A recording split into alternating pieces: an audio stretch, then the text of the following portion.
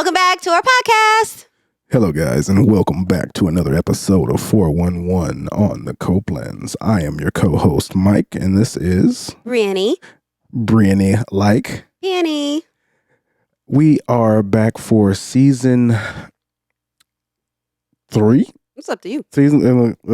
Seasons are irrelevant. This is a podcast after a break, so that's what we're going to call it. The podcast after a long hiatus. Never really understood that word, but okay. So we are going to talk about a few things today. We are going to talk about...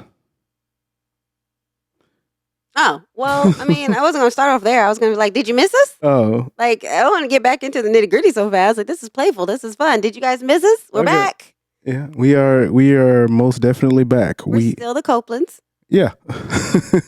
There's a whole story behind that one. There's a whole story behind that one, but we are still the Copelands. We are most definitely still the Copelands. That is a plural. And to celebrate us being back, if you are new to us, or if you're new to us, you know that we like to drink. And when we are by ourselves or when we're people, we're going to have a drink in hand. Is that not right, baby? That's right. All right. And so we usually start off our podcast with a shot. However, because this is a celebration, we decided to bring out some rosé. Yes, ma'am. From our trip to Napa. Yeah. Cheers to come back. By the way, that was wonderful. The trip to Napa? Yeah. It was one of our best trips. Yeah, it really was. And it only lasted like a day and a half, 2 days, right? Mm-hmm. Yeah. And we'll explain that more because it goes into what we're talking about today. Awesome. So have you guys been wondering where we've been? Why we left and why you didn't see us for was it a year? Year and a half? Yeah. Because we got married in April 2022. We had a podcast that summer. We had a couple podcasts that summer. I don't think we had it that summer. I think we stopped in April or May. Okay. Yeah, so that's like a year. Yeah. Almost a year and a half, I guess. Yeah. Wow. Really? Yeah, we just decided to disappear. I would love to know what they thought happened. Like, do y'all have any speculations of what you thought happened? Like, where did we go? Yeah. We disappeared into the ether. Because I feel like we were just starting to get headway. Like we were starting to get people that were like actually really interested, and it was helping a lot of people. The podcast and things that we were talking about had a lot of big plans, but it's okay because we'll be bringing those plans this year. Oh yeah, which it's kind of ironic that we cut the podcast off for so long to go through therapy when the podcast was therapeutic for us. So that was kind of like counterintuitive. I thought about that. I'm like, this is we ran away from therapy to go do therapy. This is true. We ran away from free therapy to pay for therapy. Yeah, to pay for therapy, thousands of dollars. But that tells us why we were absent so long. So would you like to say it, babe? Yeah. The first year of marriage is not what it is in the movies. That's why. It's not at all what it is in the movies. You would think that the honeymoon phase continues, but for us and for a lot of couples, we're learning that it's actually hell. Mm-hmm. Pretty damn hard. Yeah, it's pretty damn hard, and it's because it's a lot of adjusting that needs to happen. Setting like when all of the what would you call it? Celebration. All the celebration dies down and you start coming home every day and it's just you and that person and you realize this is the person you're gonna be with for the rest of your life. It's like, wow, this is it like really sets in. It's like, okay, I have to kind of change my mindset. And I know I personally had a hard time adjusting to that. That's kind of like a high level way of thinking about it. Yeah, I think so. Okay. Yeah. What about you? I always say you are much better prepared for a relationship than that. No, the first year of marriage was hard for me because I made it hard. I mean, without saying it, yeah. He made it very hard on me the first year. But it also was hard because I was trying to be that person for you for that year. Trying to understand, trying to re-understand, relearn you, because I felt like I had to relearn everything. So trying to like understand and relearn you kind of messed me up. It was like it became about you, and I lost myself in that year. So that's something else I had to do is I had to like refine who the fuck I was during that time because I was trying so hard to make the relationship work. And I mean, we can agree essentially I was working by myself. Yeah. So it was you can't make a marriage work with one person. So no matter how hard you try, no matter what you do, it's not going to work unless both people are like willing to like be there. So so we were on hiatus. I would say the first thing that happened with our marriage was we were doing these podcasts and Michael was being able to see how annoyed I was with him through video, and he decided he stopped wanting to make the podcast. Yeah. It was like, well, no, I said I wanted to stop making the podcast. I was the one who said that. No, yeah. I know for a while I wanted to keep going, but like I didn't say that I wanted to stop the podcast. I said it. No, but I think you got that notion because I said it was discouraging because it was basically like a dump of all the bad. It was like a rehash of all the bad shit I did. You know. No, because we were really good at not talking about that. Remember, we had guests. We had just got married. We would have our hiccups. And I know we stopped doing the podcast because you wouldn't edit them. Remember? Oh. You wouldn't edit them. And I got irritated because I was doing it on social media. And I didn't have no podcast to give nobody. So there was no reason. I was like, I'm trying to get my content creation off the ground. Why am I worried about all this shit? There ain't nothing there to post. That's why we stopped. We really stopped because he just didn't have the. What would you say? You didn't have the bandwidth. I was about to say that. Dang, look at us. We're back. We're back, baby. Bandwidth. That he didn't have the bandwidth for what he was dealing with and everything like that to also edit. And then I stopped because I was getting irritated by it because I felt like, again, I was doing something by myself. But I remember the podcast before that, I was mad. I didn't want to do it. I was mad at him. And I'll never forget that. No, we did a whole podcast where you were upset and I was like, yeah, and I don't think that's even seen the light of day. Like, I don't think I've even seen it. No. Yeah, he came in the room and was like, I'm not posting that because you looked extremely upset. It was like people who were listening to audio, it would be harder to pick up on the signs. But the whole time you're just like, And I believe it. Oh no, you were pissed off. I believe it. And it was just, and that was like one of the things though too, is that it was more like, I'm not posting that because you look mad, but not, babe, you look so mad. What's wrong? Like you never asked. It was just, I'm not posting that. But that had to do with like what was wrong with us, right? So basically getting deep here, we got married in April of 2022. Yes, ma'am. And by the time, girl, get down. I'm gonna start over that. Go bed. Don't come over here. Ooh, go bed. Ooh, she gonna pop. She gonna shock you. She shocked me. Go bed. Go bed. To your yellow bed. Go bed. Good girl. All right, stay. Lay down. Okay, you ready? Yeah. Go ahead. So we got married in April 2024. Ooh, dude, don't do that. We got married in April 2022, and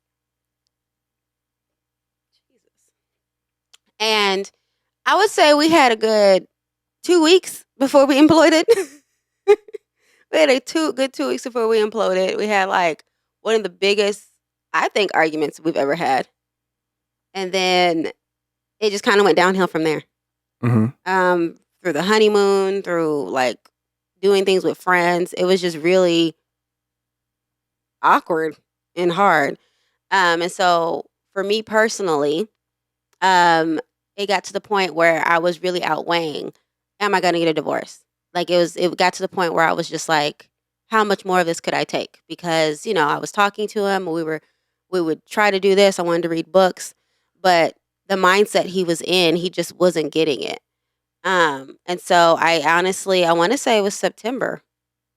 Was it September or July? What's her face was still here. So it was like July. Who are you talking about? My Unique. So it had to be like late June, early July when we did the separation. That was 2023. Oh, yeah. Okay. Oh, yeah. That's a whole year. Yeah. You skipped ahead. Woo! Okay. Well, I forgot that I was in that for a whole year. So let me start over. I was going to say, yeah, we were. Well, Michael is editing this. We're going to start over. Okay. So we got married in April 2022.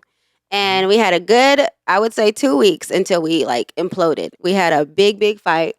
Um, the biggest fight I think that we've ever had. And then it kind of just went downhill from there. We were going through this cycle where we would be good for like 2-3 weeks, then bad. And then bad for 2 weeks or a week. And then good. Like it was this big like roller coaster cycle. And it was really tough for me. I don't know what it felt like for you because I don't think you didn't recognize the cycle, right? I recognize it. I was just out. I didn't really care Okay. too much. Yeah. So the cycle was hard. And so that was like April 2022. I remember we went on a trip with some friends in October. And that was when I was just like, I'm done. Like, I'm done. I'm no longer trying to make this relationship work. I'm just going to make it work for me.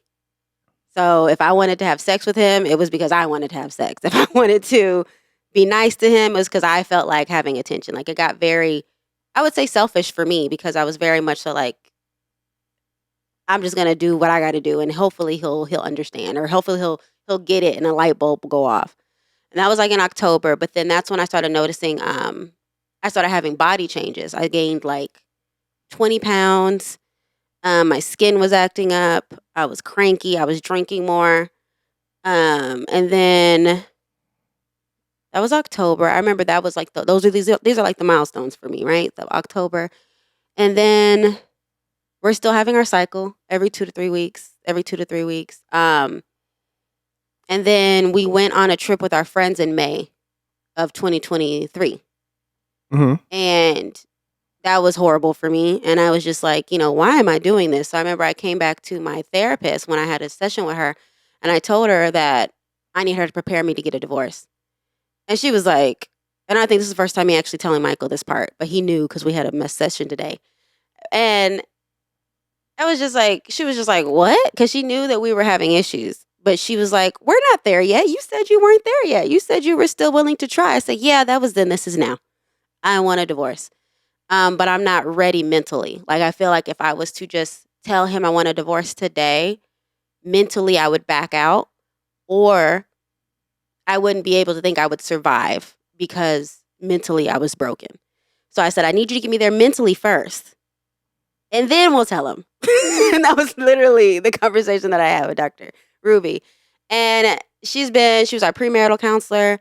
I wanted to see, I think we agreed that we wanted to see her, like every quarter, like a checkup. Mm-hmm. And then she's also our individual counselor, right? So she knows us. She's been there with us. So she was like, let's try something else. Will you let me try something else? Are you like that done? Are you willing to try something else? And I was like, what is it? And she was like, let's try therapeutic separation. And for those of you who don't go to therapy, for those of you that think therapy doesn't work, I'm rolling my eyes when she's talking about therapeutic separation. I said, what the fuck is this? I'm not doing this. This is stupid. Like, no, I said, I want to get ready for a divorce. Give me my shit. Like, I was like, what is going on? And she was like, and then she told me what it was about.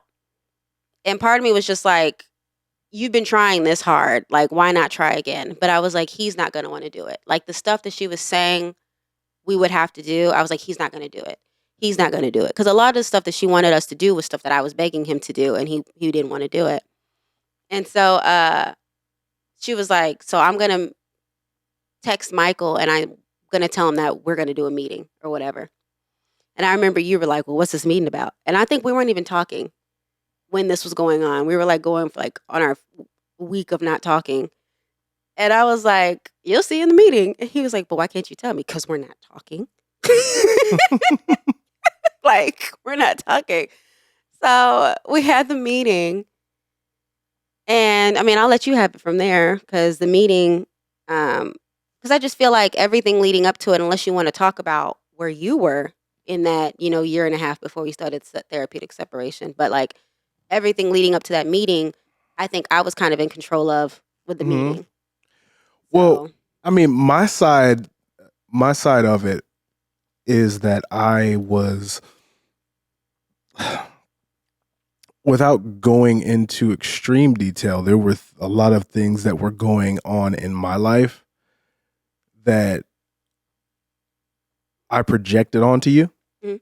And a lot of the anger that I had towards the world and towards other things that were going on, I made the mistake of taking it out on you, even when I didn't realize it. Mhm. You know, so and it was extreme, not extreme in the sense of like violence, but just extreme in the sense of like what was going on in my life. You know, Mhm. so and you kept trying to, you would come up with like your own, you know, coping mechanisms and things that you would do to try to fix the situation. Mhm. You know, whether it's through therapy or otherwise. Mhm. And it was something that required me to snap out of it. It was something that I don't think that you could have done for me. It was something I had to do for myself. And that's what we learned in therapy. Yeah. So, and it's not that the whole time that I didn't want it. I didn't want to be good. It's just I didn't know how. Mm-hmm. So he was really resilient and stubborn. I was resilient in my stubbornness. Yes, but you were also, I would say, like, just to say it, you were depressed. And I didn't, that was the first depressive episode I've ever had. Yeah. And when you go through those types of episodes, especially your first one, you don't know what depression looks like. Mm-hmm. So I always thought that like people who were depressed, it was like the stereotypical type of depressed, like they would cry every day. Yeah.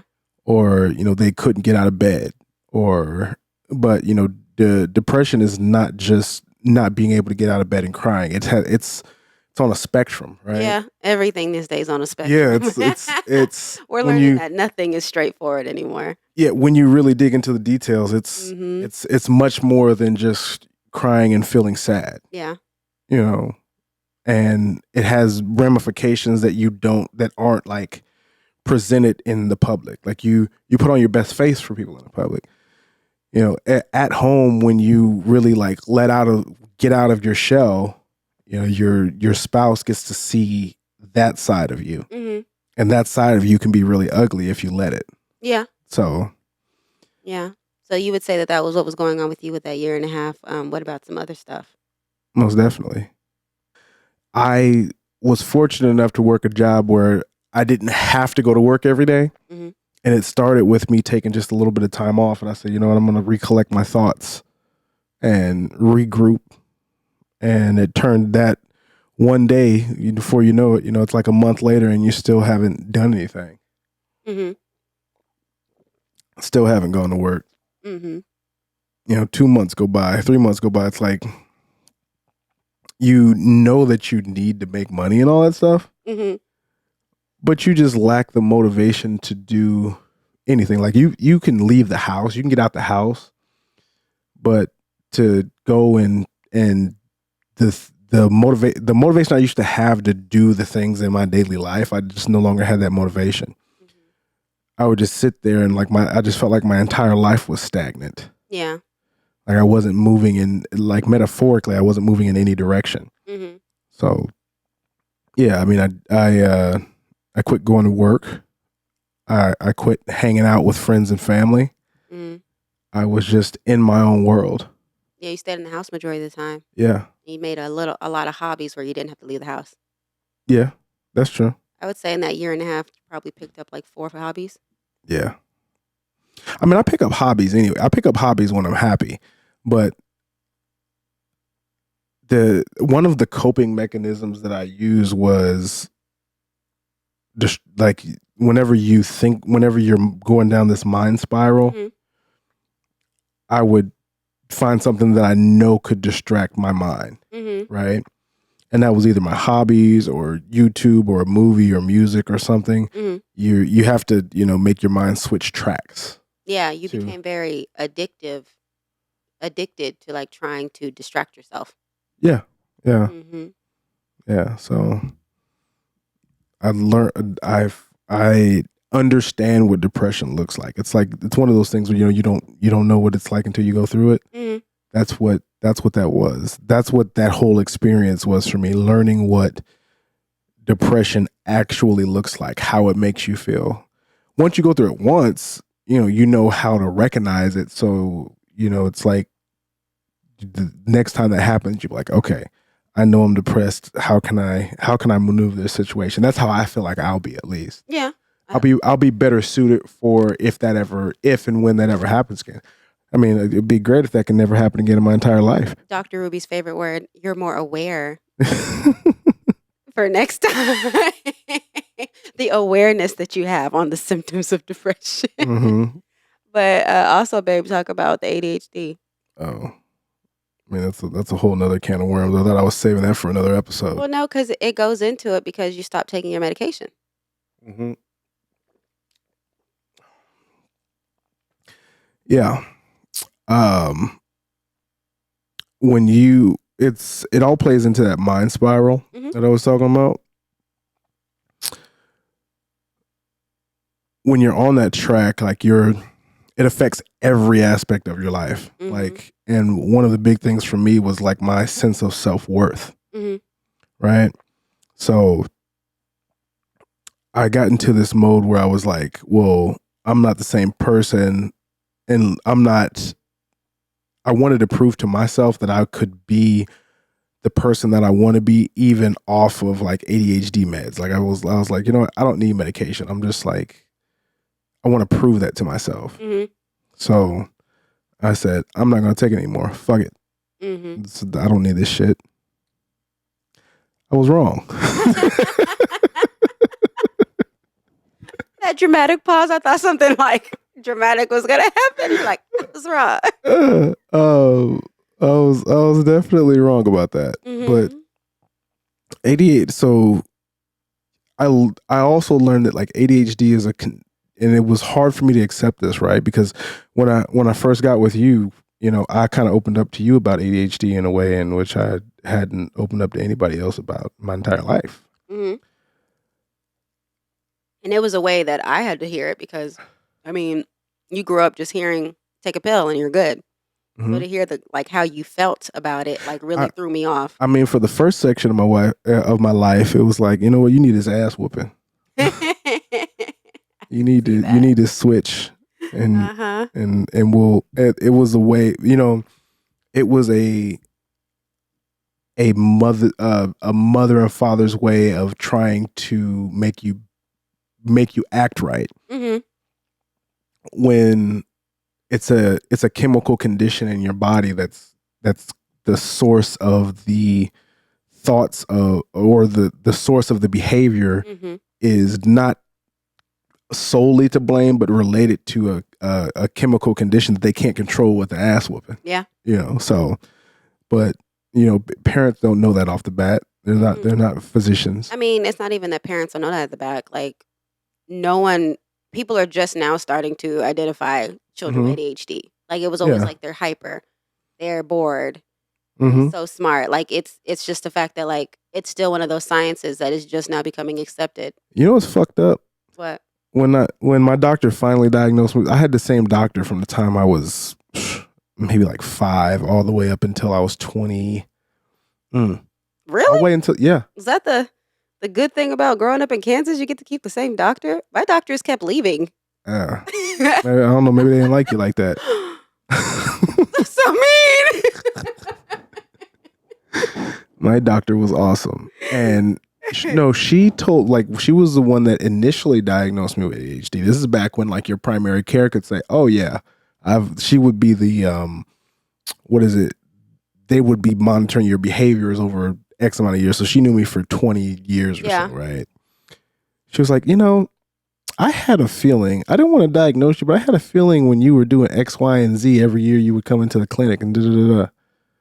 I'm like, bitch, you ain't say nothing. I said, we could have solved this problem a long time ago. Yeah. But yeah, I didn't get diagnosed with ADHD until my 20s. Yeah, I remember you telling me that. Yeah. Yeah, and when it finally happens and you read up on the condition, it explains so much of your life. Mm-hmm. I had behavior. I wouldn't say I was a violent kid. You were bad. no, I wasn't a violent kid. I didn't say you were violent. I said you were bad. I knew not to get into a gang. I knew not to smoke. I knew not to Mhm. drink. I mean, I knew right from wrong, but I would push I would push the boundaries on everything. You know, Mhm. um, I was just real talkative. You know what I mean?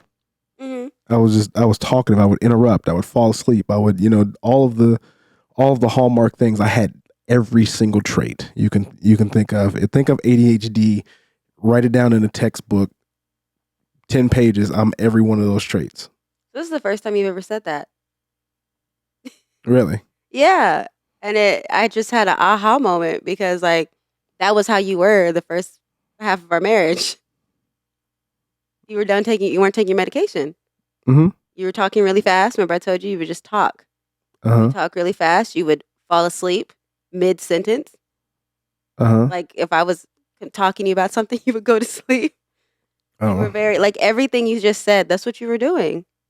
I didn't realize that. And that is how you are when you're off your medication. Mm-hmm. What?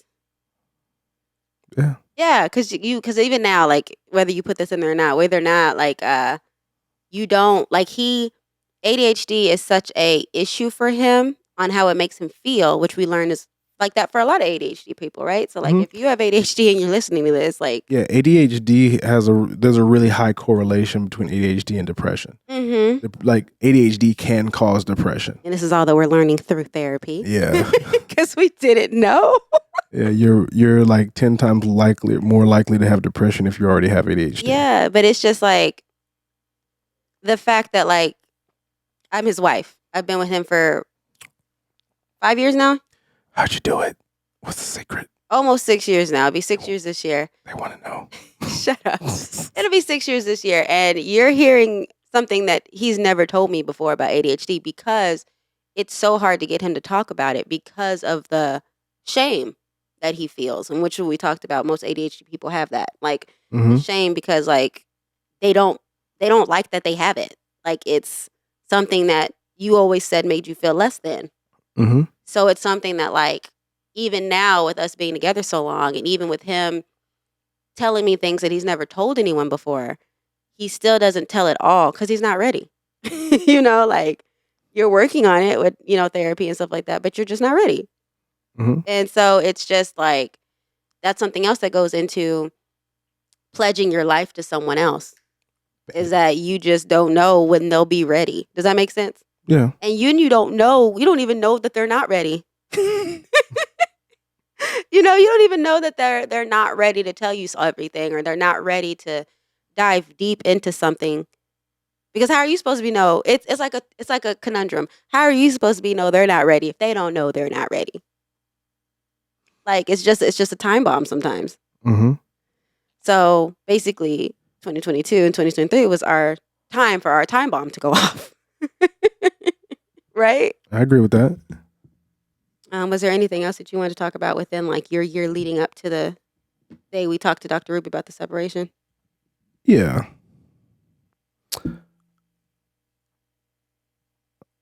ADHD. Hold on a second.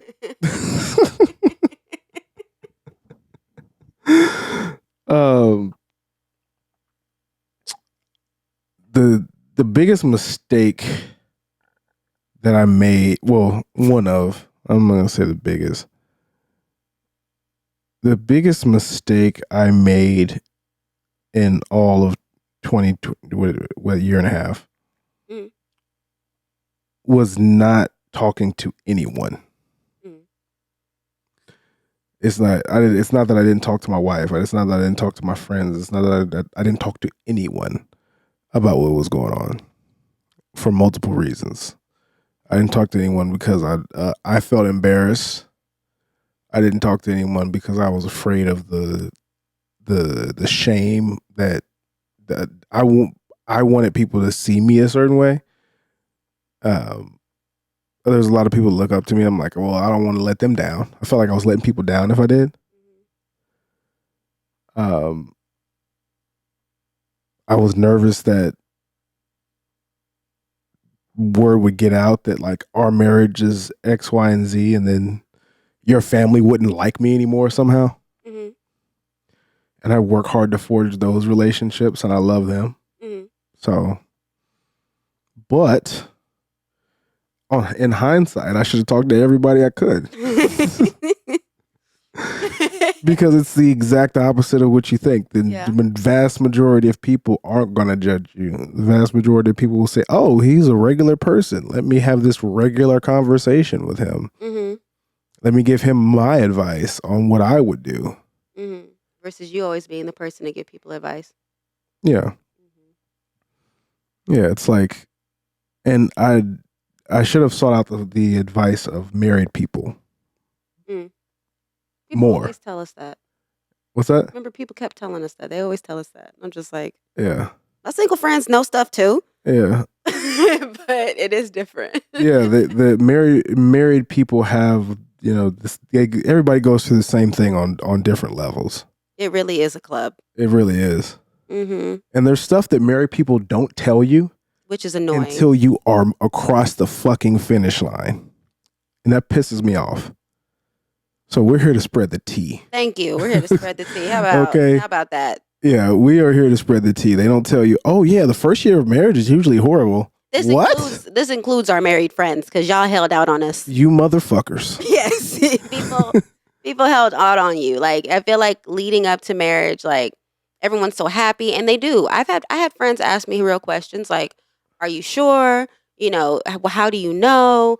And they would like, I want to know who wasn't sure about your boy. Shut up. It's just the fact of you making sure that you're making the right decision for yourself, right? So they would ask you questions, and I would answer the questions, and this, but they never said the stuff that they said to me afterwards. And I was just like, bitch. And like, if you would have told me that before, I could have prepared for it. Mm-hmm. You know what I'm saying? Like, I could have prepared for it. But anyway, we're getting off topic. I feel like year 3 is what year 1 should have been. Right? Because even our honeymoon wasn't, I mean, I thought it was okay. Year 2? What's that? Year 2? No.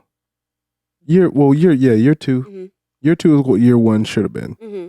Because you're still figuring out year 1. Yeah. Yeah. I think so. And again, we're not saying everyone's like this, but majority of the people we've talked to have been like, oh yeah. Like, what?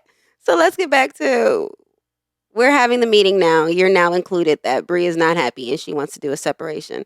What was going through your mind when Dr. Ruby told you that? Because I remember it was very, like, we had to cancel the meeting and do another one later. Mm-hmm.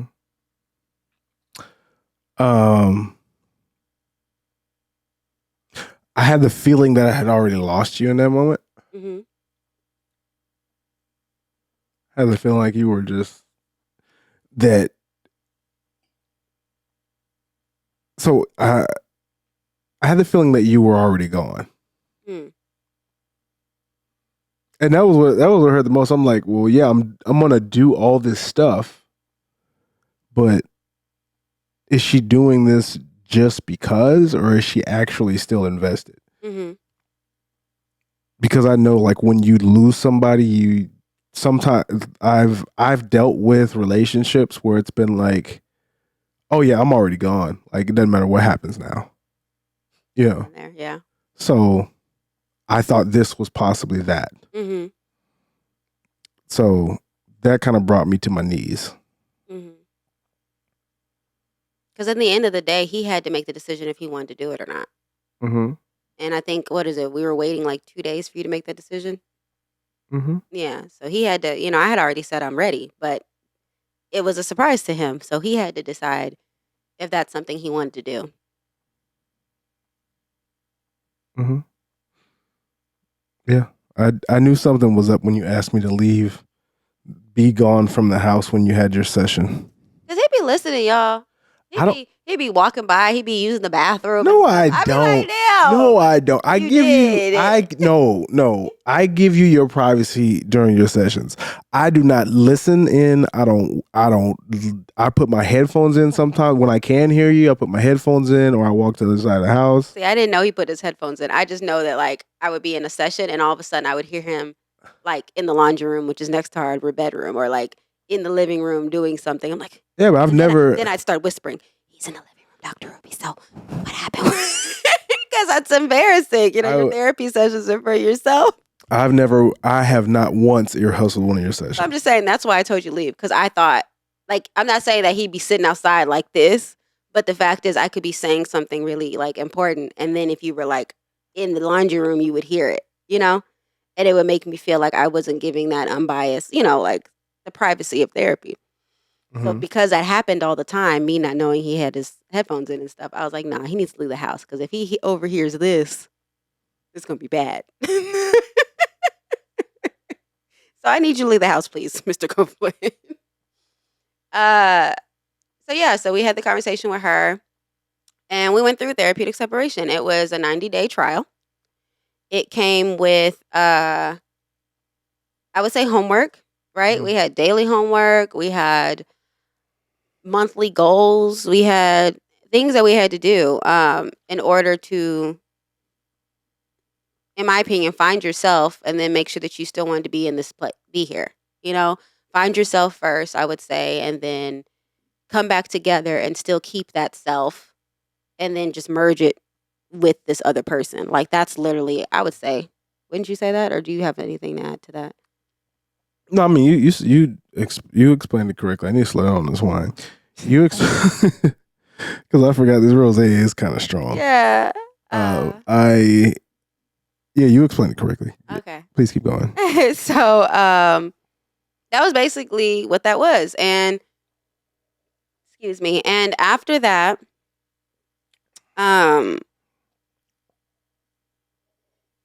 we were good. I won't say we were like 100%, but I say, in my opinion, I was in the negatives. And I definitely feel like I was in the positives after the separation, you know? Yeah. It's hard to explain to people. It's like, it makes it, the therapeutic separation made it look like I got kicked out my own house. Right. Which, can we say this real quick? Ladies, men, whoever's out there that's listening to this, like I was the one who had to initiate this, right? And I initiated it knowing that he wasn't going to be down for any of it. Because, and if y'all want to know more about the therapeutic separation, let us know because we'll talk about it in a whole nother episode, y'all. We just got here. We're not about to go deep like that. But it was just the things that she told me would have to happen. I was like, he not going to do that. He not going to do that. He leave? He not going to leave. Like I was just so knowing my husband that he wasn't going to do it. And he didn't hesitate through any of it. He didn't hesitate through any of it. He was ready to work it. He was ready to show me that he loved me, which was something I was missing during that year and a half. And so that's kudos to you, baby, because like he did. He shocked me every time. And he was too worried trying not to cry in session. But every time he did it, I'd be like, okay, I'm down. Like that was literally like my reaction. Because I was just like, okay, here come the next part. He's not going to want to do it. Oh, okay, yeah, we could do that. Like I just didn't expect you to be so cooperative. So yeah, so that happened, and leading up to that, we had to do a trip. And that is why we're drinking our wine with you guys today, because we did a trip to Napa in the middle of the experiment, the separation, because that was one of our homeworks, right? Because we are travelers. We are a traveling couple. And one of the things that had fallen apart through all this disruption in our marriage is that we no longer traveled good together. Like, this is true. Yeah, like the trips were not good. And that was something that we really bonded on at the beginning of our relationship. So who fault was it that the trips weren't good? I mean, do you what? I said, who fault was it that the trips weren't good? Yours. Oh, okay. Yeah, I wasn't gonna say that. No, I'm just taking responsibility. Okay. Well, look at you. Yeah, trying to. It was mostly me. There's a term, and Dr. Ruby told it. I forgot what it is, but it's like where basically like you retreat. People with ADHD like tend to retreat. It's like rejection fear or something like that. I don't know what it is. I remember what you're saying, but I Yeah, can't think I of it. don't remember what the term is. I wish my therapist was here so she could let me know. But there's a lot of things that would happen when like and a lot of it came down to just like the planning. Mm-hmm. And you would come to me like, hey, do you want to do this or this? And I'd be like, I don't give a fuck. And you'd be like, but I asked you, do you want to do this or this? Mm-hmm. And like a straight up answer would just suffice. But I'd be like, I don't care, whatever you want to do. Mm-hmm. And something as simple as that could be like the source of a lot of tension Mm-hmm. in what we're doing. Yeah. Um, yeah. So yeah, it's amazing how it's like these tiny little things that make such a huge difference. That's what shocks me every time is it's like, oh yeah, so all I had to do was just tweak this just a little bit. Like a painting that's just a little crooked. Little bit crooked. I had to just straighten this up just a little bit. And we'd have been kosher. That'd be cool. Mm-hmm. Yeah. So yeah. There so we got where are we going to next? Mm-hmm. Okay. But we did the trip to Napa because, again, that was part of our homework. Mm-hmm. I think on the stuff that we worked on through the separation, it showed itself in Napa. Like that was a really fun trip that we had. I think we had like one hiccup towards the end of the trip, and that was it. And for us, that was really good. And so, we were drinking the wine. The wine is from one of the winers we went to. Yeah. We found these really cool people. A private wine tasting. For free. Yeah, we had a free wine tasting at Napa. Mm-hmm. Probably during that time, it could have cost $100 and we still paid for it. Yeah. But yeah, a fucking free wine tasting. Beautiful wines. The guy who was, no, it was the groundskeeper was the one who gave us the tour. Yeah, the wine tasting. Yeah, his name was Mike. Yep, Big Mike. But so we did that, and this Napa trip was in the middle of our stuff. Like, I mean, we probably like 45 days into the 90-day process. Yeah. And then if you've been following me, you saw that we went to Japan, and Japan was like our honeymoon. That is what the end of it was supposed to be like, because it was supposed to be like, we're back and we're here and this is this. So part of the process was my baby had to plan the whole trip for the most part. He had to be like accountable and responsible. So like he booked the tickets, he booked the hotel rooms and things like that. And again, it's not going to be perfect off the back just because, I mean, hell, we were at the negatives. But even with Japan, that was one of the best trips we've ever been on. And we were there for a week, but we had like 2 hiccups. But I think, to me, what I liked about it was that the difference I saw with our hiccups is that we could have it, talk through it, and neither one of us took it too personal. Like, I feel like with him and what he was going through, anytime I talked to him about how he was making me feel, not even blaming him, just like, hey, when you do this, it hurts my feelings. Can we like work on that? Or, oh, what you're doing, like when you did that, it really pissed me off. Like, can we like talk about that? If I said that to him a year and a half or so ago, he would eyes glaze over, not nod, not move, not anything, not talk to me while I'm talking to him, not have anything to say at the end, right? Like just very comatose. And then, because at that moment when I said that what he did something to me in a negative way, he just retreated. And he would just disappear. Emotionally and physically, he would just disappear. He would go in his room for days, right? And then I feel like because of that repeated cycle, I was just angry all the time. So I was no fun to talk to. Because if you were to tell me something, my reaction was, well, I asked you to do the same thing last month and you ain't tried it all. Like, I was just angry all the time. And so with the hiccups that we did have in Japan, it was very much so like, hey, can I talk to you about this? And we talk about it, and it didn't disrupt the trip. It was like literally like talked about it, boom, next thing, you know? And I feel like, I mean, that's how relationships are supposed to be. That's how ours used to be. Like dating and stuff. He was very good at problem solving dating. We were dating and stuff. He was very good. So I'm seeing that come out of him now that, we're here and back after the separation. Anything you have to talk about the separation without going into super details? Oh, yeah. Do this under the guidance of a third party. Oh, you mean like the therapist? Yeah. That's why it's called a therapeutic separation. Yeah. Oh, That's the thing. Texas doesn't have legal separation. That's why you do a therapeutic separation. So if you're listening to this in other states have legal separation. You can still do therapeutic separation though. under that, you got to file paperwork.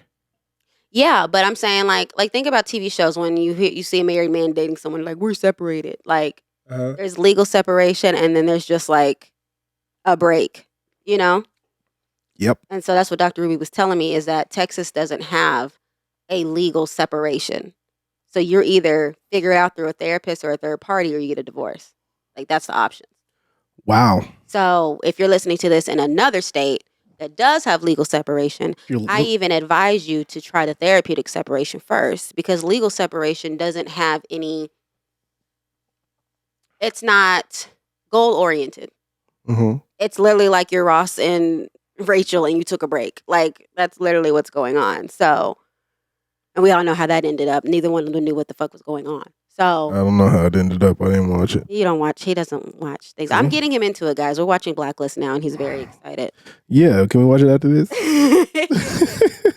I will say Can I say one more thing? Yeah.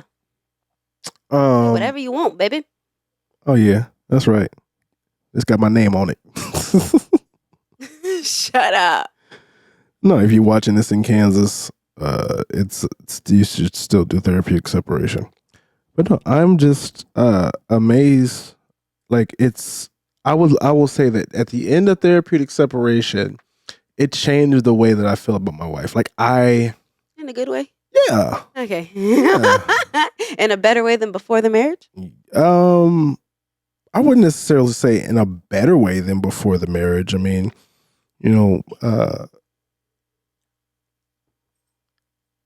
see, and I'm still trying to avoid saying the word I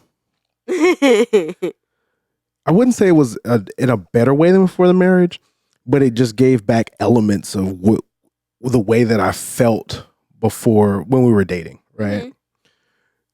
When we were dating, I would get this excitement out of nowhere. And I'm like, and I wouldn't realize where the excitement was coming from. I just get excited out of nowhere. And I'm like, why am I so happy? It's me. And it would be when you were gone and you would come back off of a trip and I would hear the keys jingle outside of your apartment door and I pretend like I was snoring. I'm like, hey babe, when you walk in. You pretend like you're snoring. No, I pretend like I was just doing something normal. I'd be playing with my camera or something. Like, hey, but I'm back on, oh my baby. That's cute. Yeah. So like I had elements of that coming back, which is one of those things that kind of let me know that this was different. Okay. So, yeah. Yeah. So that's therapeutic separation. We'll dive deeper into that. There's a lot that happened there. Yeah, let us know. Let us know in the comments if you want us to talk more about the therapeutic separation because it's too much for the first episode. Yo, you just got us back. Yeah. You just got us back. We're not about to drop all that tea on the first episode. But I will say that that's why we were gone so long. And the reason that we decided to come back. We have quite the story to tell now. I mean, yeah, we have quite the story to tell. I think even before, we already knew that ADHD was playing a big role in our relationship, right? Mm-hmm. And so we had already said that we wanted to express that. Like, I think I had a coworker who told me about it and was talking to me about it. And I just didn't know that, like, it was that big of a thing. And coming back to talk to you about it, like, I was like, oh, shit, like, we need to talk about this. Speaking of, I would show you the book, but they're not sponsoring us. You should definitely look into if you are have ADHD or have a spouse with ADHD. Oh my God. ADHD and the effects on marriage. I cry every time I read that shit. And that's all we're going to tell you. We'll talk about it more in the therapeutic ADHD separation. and effects on marriage. Wow. But the reason we decided to come back is, like he said, we have a lot to talk about. But honestly, the reason I came back, because I really wasn't down to come back for a while. I came back because he has shown such an interest in the way that he will do it, edit it if he needs to edit it and things like that, that I'm like, okay, I'm not in it alone anymore. Mm-hmm. And that's how I feel. I don't feel like I'm alone in this marriage anymore. So I'm like, okay, let's try it. But the other reason I came back too is because we've had a lot of people ask where we were. And I wasn't expecting that. I wasn't expecting that this podcast, that was his idea. Because I think I told you this is his baby. This podcast that was his idea was helping so many people. Like, all of our couples that have come on have said that this podcast, their episode, they rewatch it.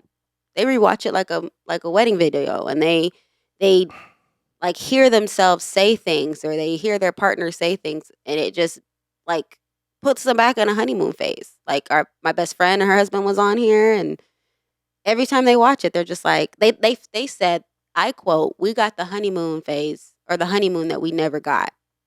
Like, because they were pregnant and all the kids and just life. And they were like, we never got to feel like this. And this podcast made us feel like this. And, I think my cousins that were on the show, they said the same thing. And they've been married for over 20 years. Mm-hmm. And they were just like, it was just, we left that podcast so light. Who else did we have? We had a single couple. And, with the goals of getting married. And they just like, they talk about it too.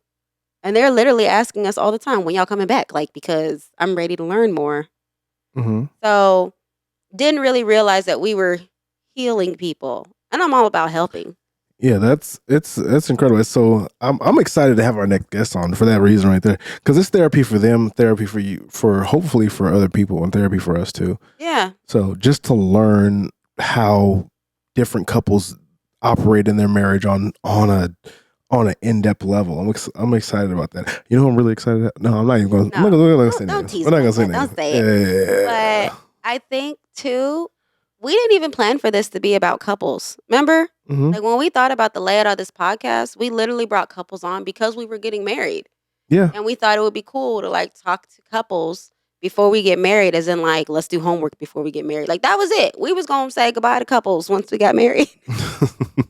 And now it's like, that's our thing. Yeah. So yeah, so that's why we came back, I believe, right? I feel like I talked for both of us. That is why I decided to come back. Mm-hmm. Is that what you felt? Yeah, I came back because I realized the need for therapy. I didn't fire my therapist after I got married. I'm not firing this podcast just because we went through a stint, I want to be better. I want to be more consistent. I want to be all of the things that I feel like we can be. Uh-huh. And I know we can be that. That sounds sounds like a coach pep talk, right? But yeah, I'm excited to see where this podcast can go, because there's so many. And just like you, I was shocked. I remember we were on live one time and we had somebody who we had that lady come on. We didn't know who that was. We didn't know where she was from. And she was just so happy that we shared our story. Uh-huh. Just genuinely happy. I was like, wow, that blew my mind. She was asking us advice, and I was like, Yeah, we kind of froze on the advice. It's like, I could give my advice. The thing about it is, your advice is only an opinion. You have to kind of like recognize that before you give it advice. And I kind of have to preface any advice I give. I say, hey, I'm one person. Yeah.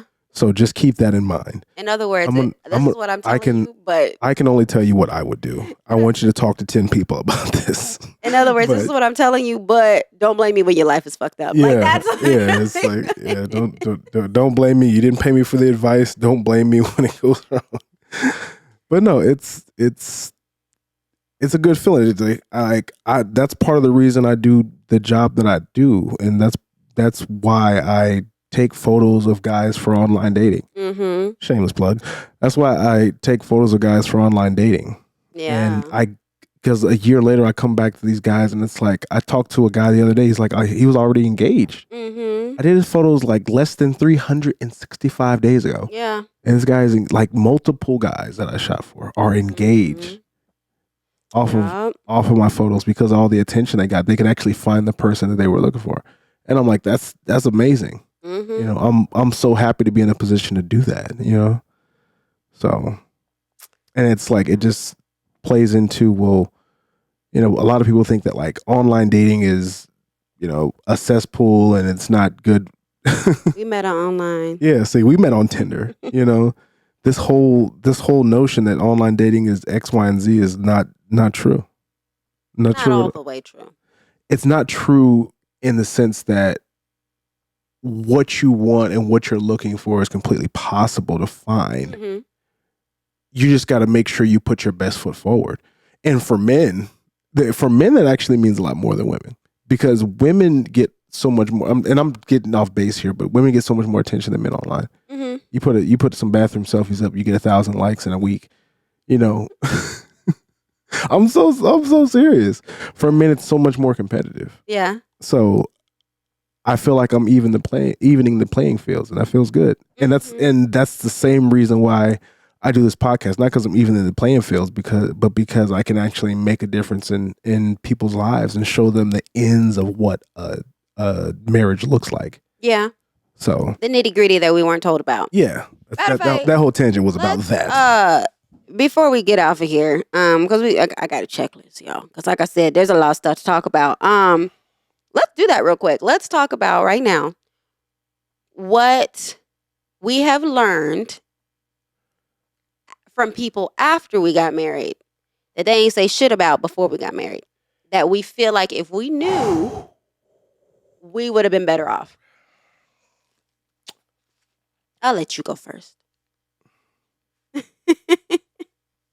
This is where we air our grievances. So if you feel affected by this, it's because it's about you. It's because you were the one who did not tell us.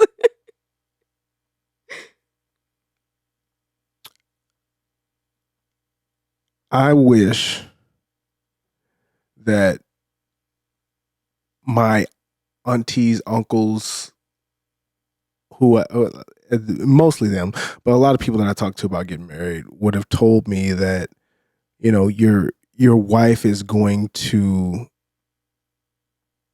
demand that you step up to the plate, demand that you be not change who you are, but be a good person for her. Mm-hmm. And I wasn't prepared to be the person that I needed to be married to you. Mm. So I wish they would have told me that, like, as soon as you get married, like that's something that you have to focus on. Mm-hmm. Like I wish they would have said, oh, well, yeah, you need to be, this is where you need to be when you get married, because things will change for the good or for the bad. So I wish somebody would have warned me on that so I can prepare myself. Yeah. You know, I always say that, like, I feel like I always say, you know, you're better prepared than me, you know, because you saw love your whole life, you know. Mm-hmm. But yeah, I'd say that's one of the biggest things for me is it's like, just tell me what the actual first year was like. Tell me what the beginning of the marriage was like. How did things change? Yeah. What do I need to do to best prepare myself? No, it's like, yeah, man, when you get married, just keep going.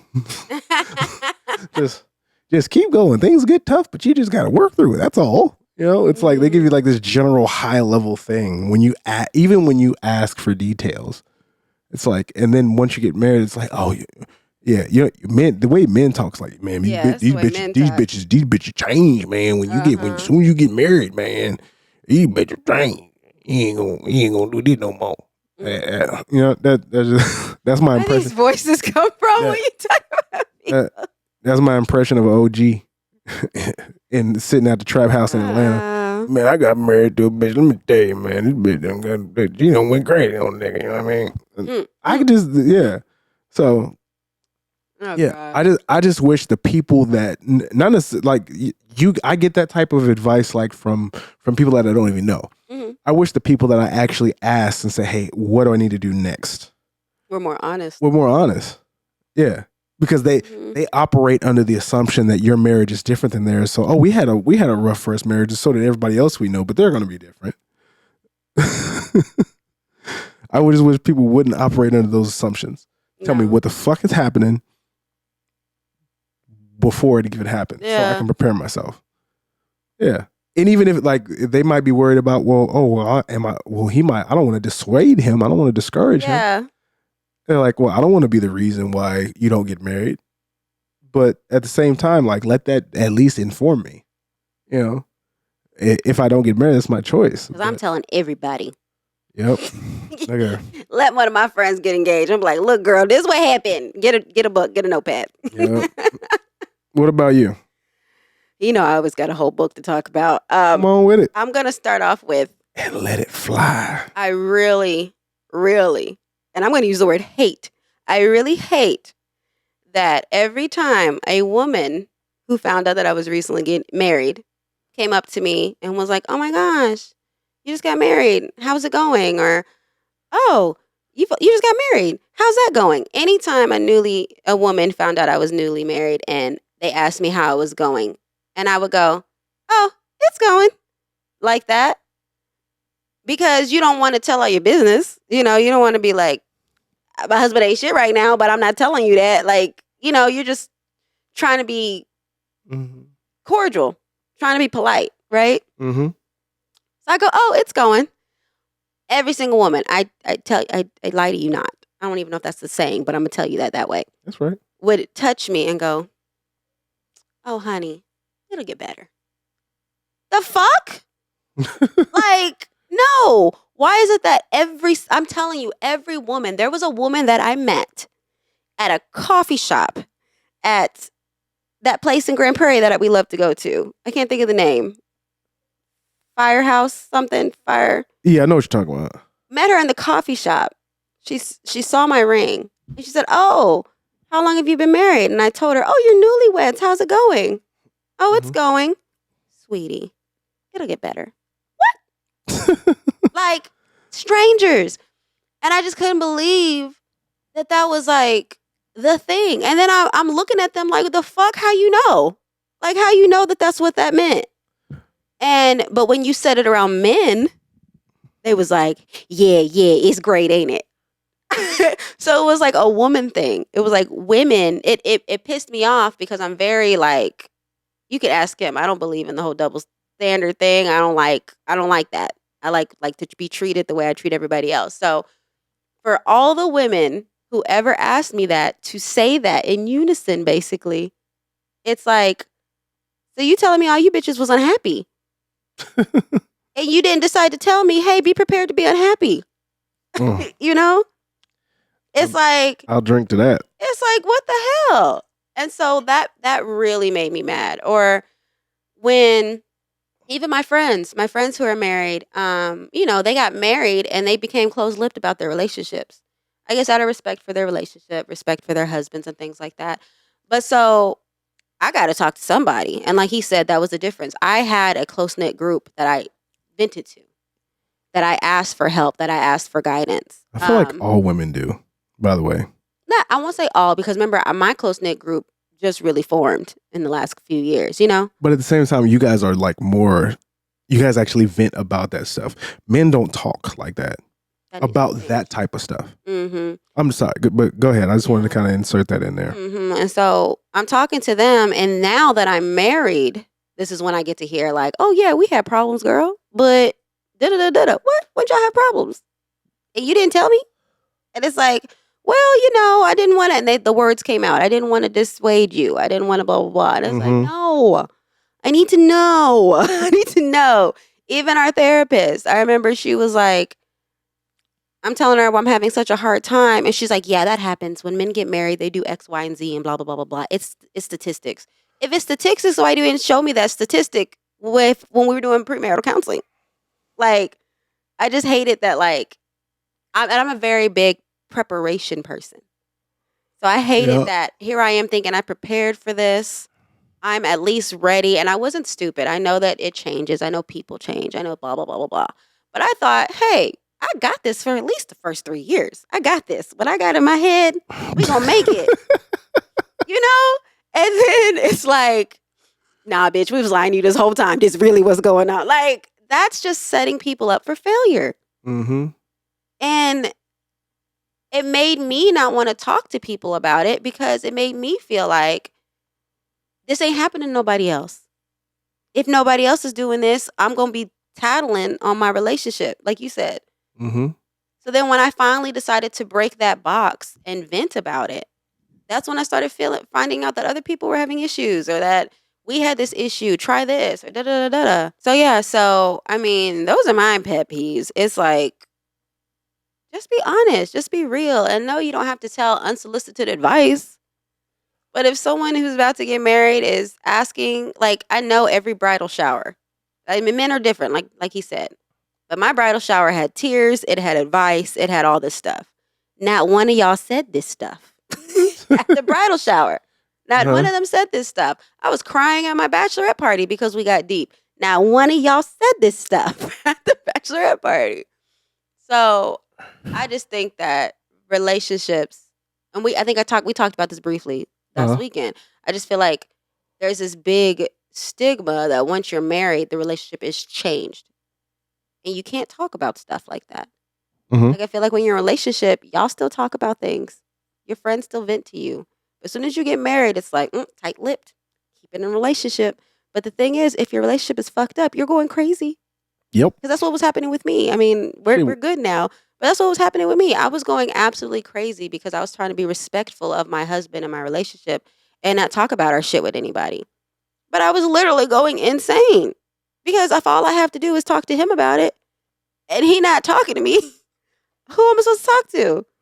You know, so I finally took that leap and talked to somebody outside of our marriage, and it was like steam being let out, you know? Oh, you was pressurized, huh? Yeah. So, that's what I would say. I'll drink to that shit. Yeah. Cheers. Cheers. Cheers. Cheers to motherfuckers lying to you till you get married.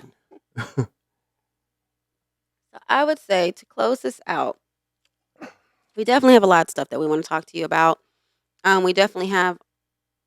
I'm excited to have guests back. My husband has gotten really good and really big into photography. So as you see, we have a new setup. It might not be the same way you see it when we come back, but that's what it is today. It might not be. So I would just like to talk about, like, babe, what are your goals for us for like the first 6 months? Like, of the new year, what would you say are some relationship goals that you have for us?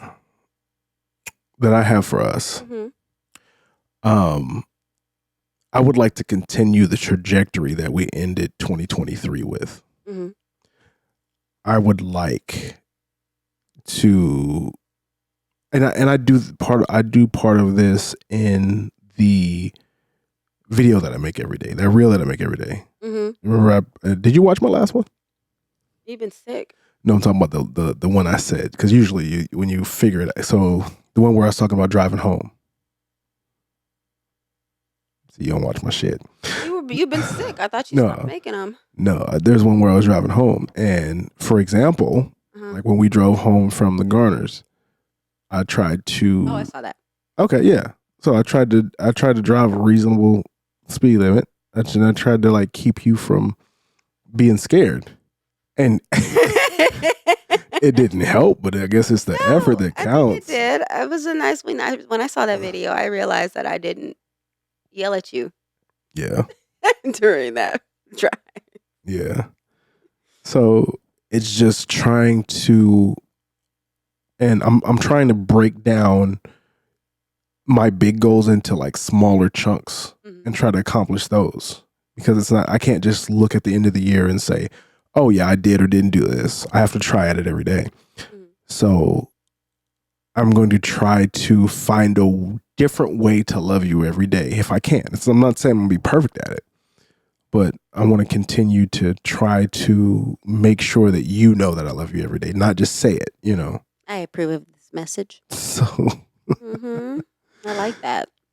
So that's one of my biggest goals for 2024 Mm-hmm. is focusing on showing love. Mm-hmm. So that I want, like I said, I want to continue the trajectory. In 2024, I want to be able to travel with you and go places and explore different things and enjoy the things that we enjoyed when we first started dating. Mm-hmm. We both enjoyed traveling. We actually had some trips where we traveled well together. Mm-hmm. You know, I want to. I had all this in my mind. Now I'm Okay. I'm drawing a blank. Um, I have goals for the house. Mm. It starts with these couches. So next podcast, we might be on a different couch. It starts with these couches. I want to make upgrades to the couch. I want to continue financially the trajectory that I started. Is this with us though? What's that? Remember, this is relationships for goals for our relationship. Yeah, I want to continue the trajectory that I started with. Because I mean, does not my financials affect you? It does. Yeah. So I'm just saying, I want to continue that trajectory that I ended 2023 with. Agreed to. That we agreed to. Okay. Yeah. So I want to continue that. What else did I have? Oh, you said the first 6 months. I'm sorry. I'm trying to think. I want to work on finishing what I started in our relationship. Like if I said, hey, we're going to do this for us, I want to finish that. Okay. We have a lot of ideas on what we want to do. Mm-hmm. And I'm not saying we're going to execute all of them, but I want to execute on a good portion of what we say we want to do, with purpose and intention. So, yeah, that. I want to finally buy you that. What was it? That Louis Vuitton bag. That I said I was going to buy you in like 2018. That's a whole nother story. We'll share that later. Yeah. It's a jokingly thing, but I want to finally buy that.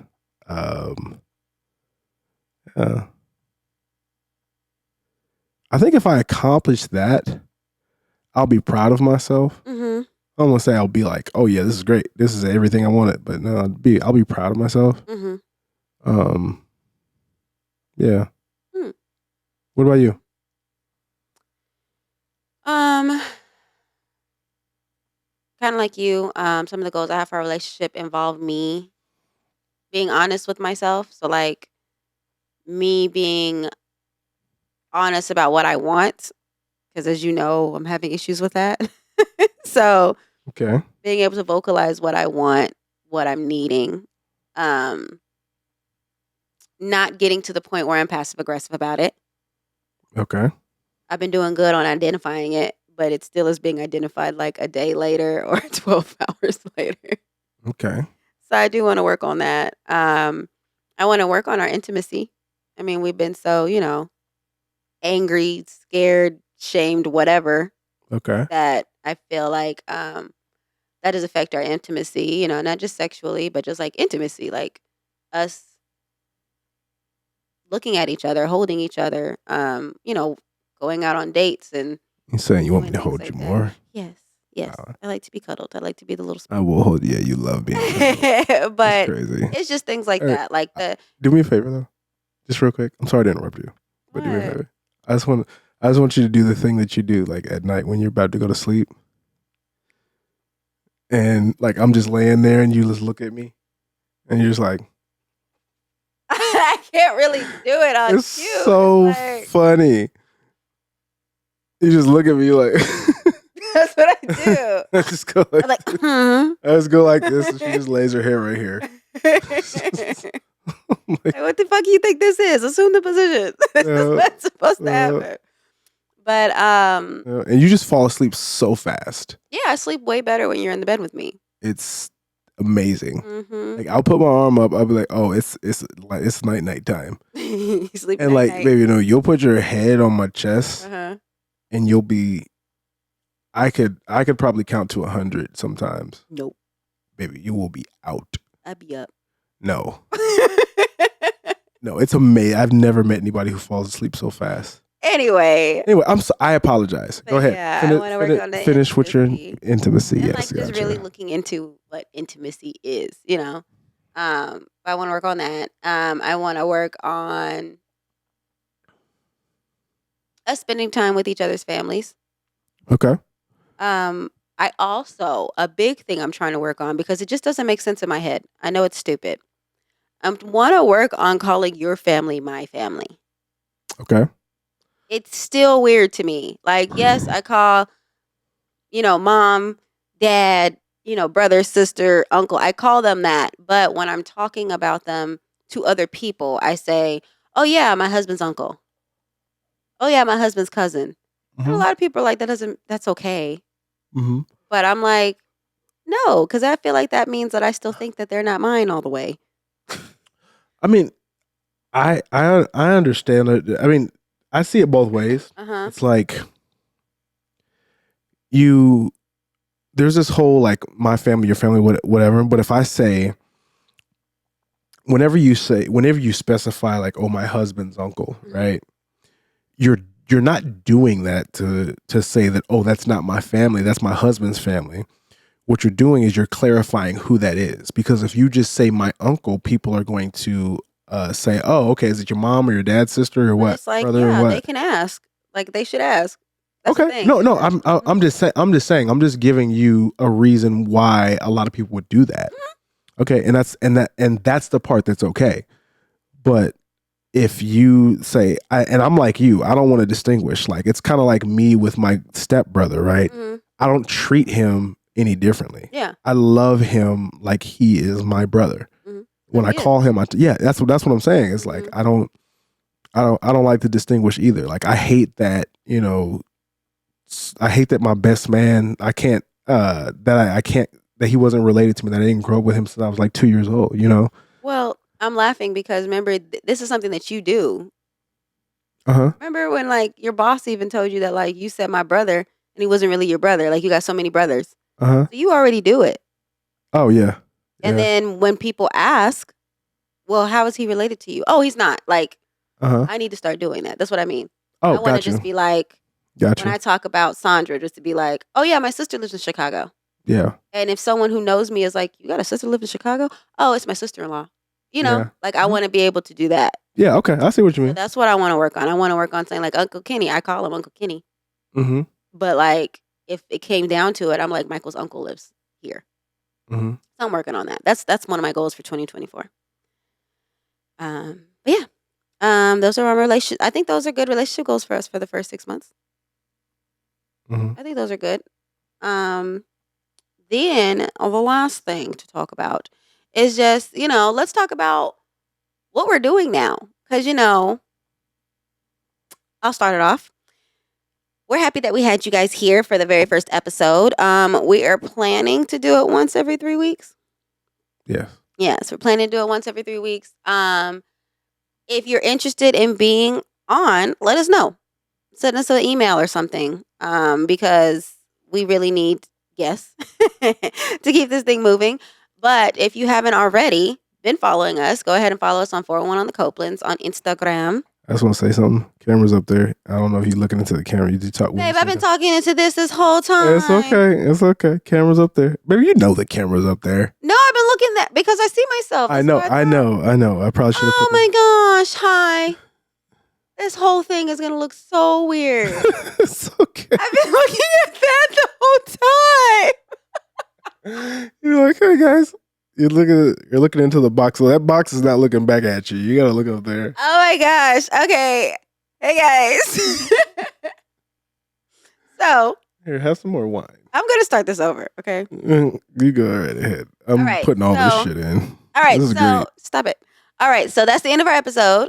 We hope to see you next time on our second episode back as 401 on the Copelands. If you haven't already, you should follow us on Instagram, 401 on the Copelands.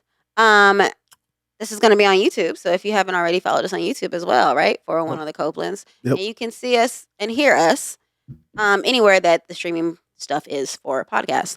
But an update on us individually, I feel like, is what's needed. Okay. And so, my individual updates is that I have dived deeper into the content creation.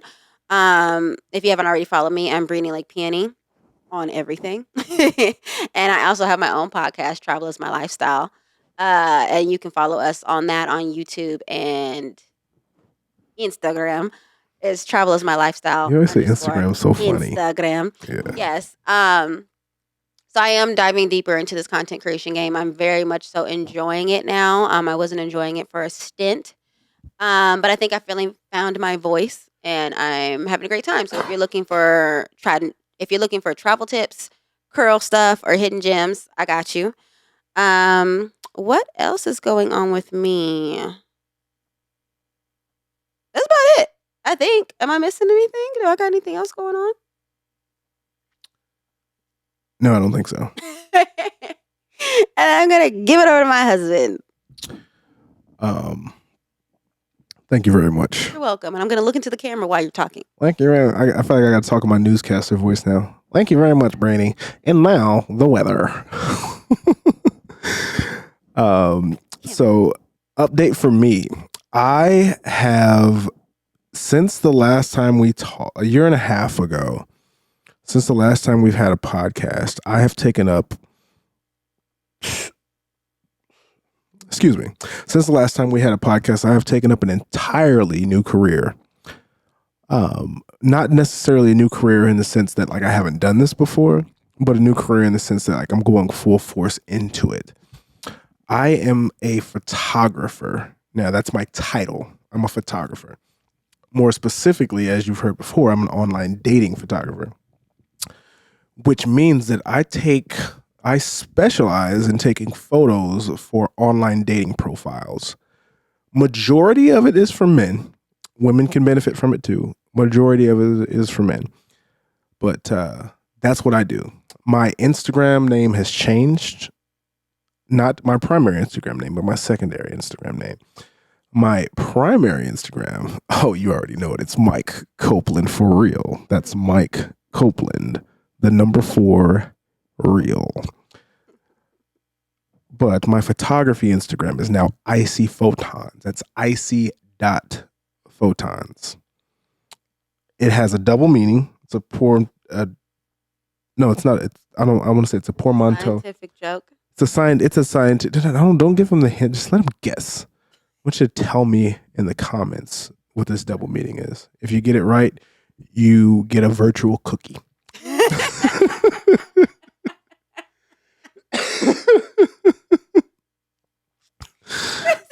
a virtual cookie. But yeah, I have gone full force into this career. Since me starting officially being an online dating photographer, I've done 100 and I counted it yesterday. I did 195 shoots. It's been crazy. It's been busy. It's been exciting. I love what I do. It's the most rewarding career you could imagine. Like me showing men how to do what I did in online dating. Mm-hmm. Find your wife online. Mm-hmm. Boom.